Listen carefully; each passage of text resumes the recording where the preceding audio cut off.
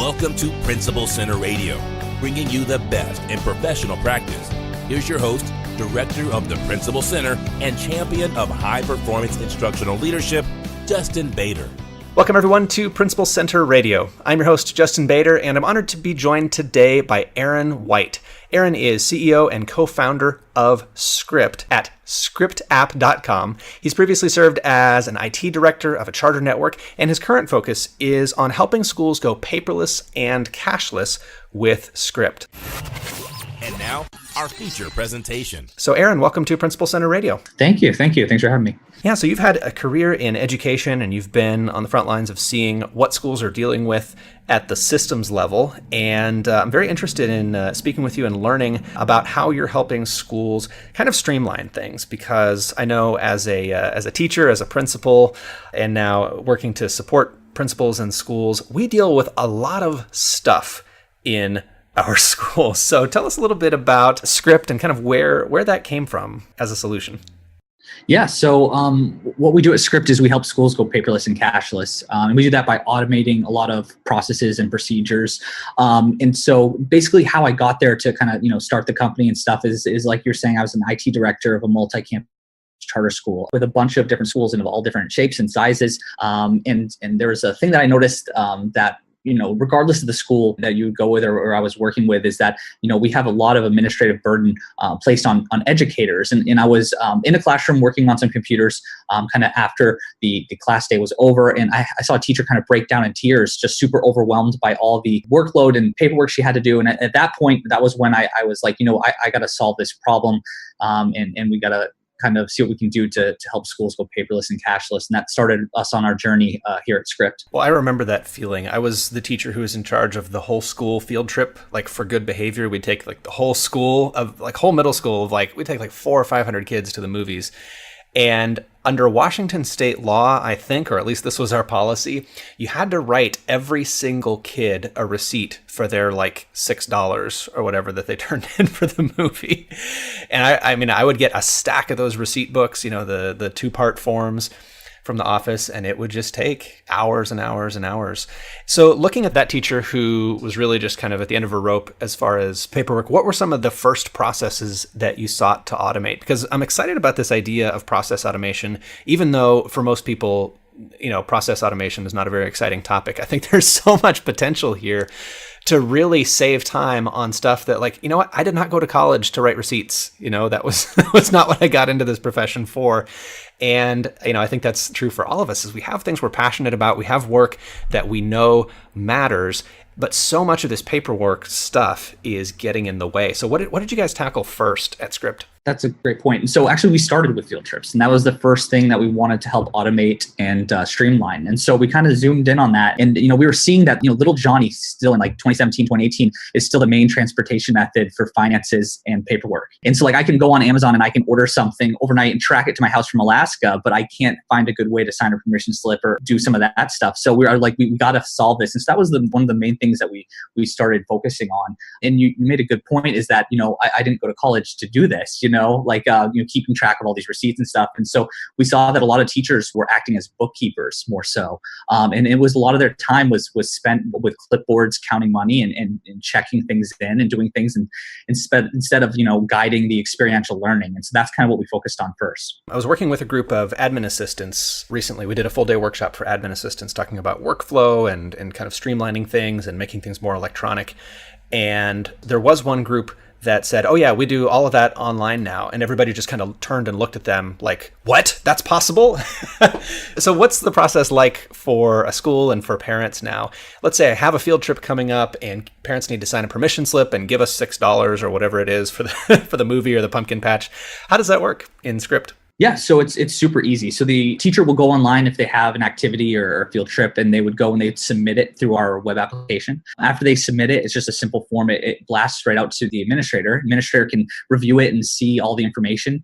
Once the administrator approves it, it blasts out to all parents with students on that roster.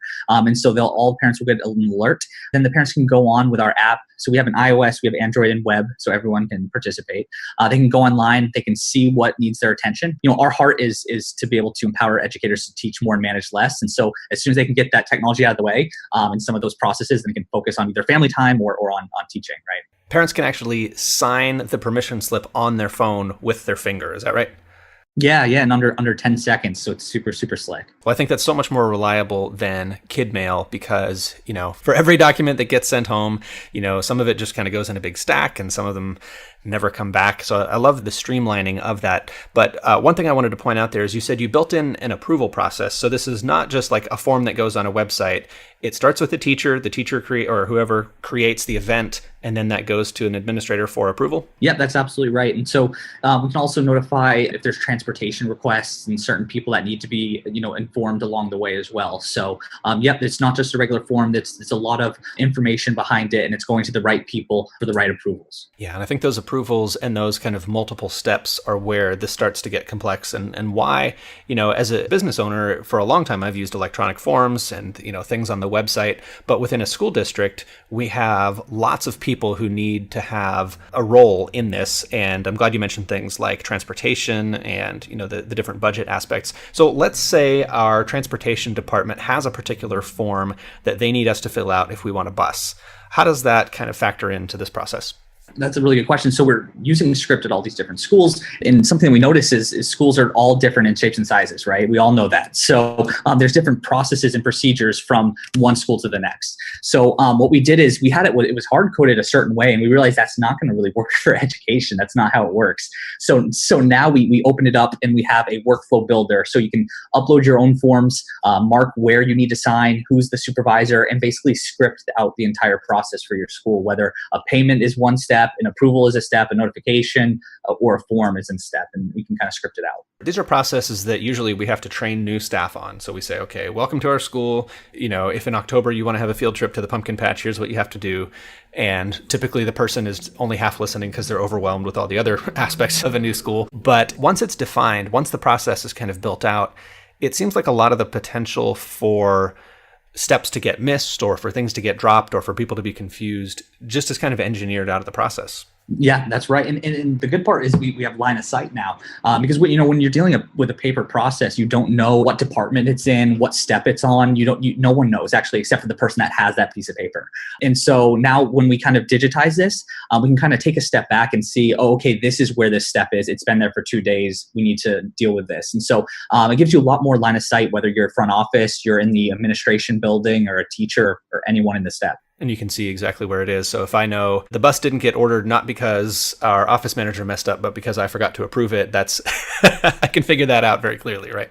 Right. Who in a school is typically kind of managing this process? Do you work primarily with office staff, with administrators? Kind of where does it start? Yeah. So we originally meet with the administrators, and they're the ones that really get the efficiency aspect. And so their job is to make everything as efficient as possible. And then it usually gets delegated down to someone that runs either the activities on campus, kind of like what you were talking about, where you were in charge of the activities. And then we kind of deal with a specific person per department, I guess you would say. Yeah, I think this is one of those things that as administrators, it's easy for us to overlook because it's not a new problem. This is a problem that is as old as public schooling, dealing with paperwork, dealing with small amounts of money that large numbers of people have to send in for various things. It's not a new problem, and it's one that we've kind of accepted. And typically the people who are dealing with that money and that paperwork have learned not to complain. Office staff in schools generally are not complainers. Teachers are not complainers.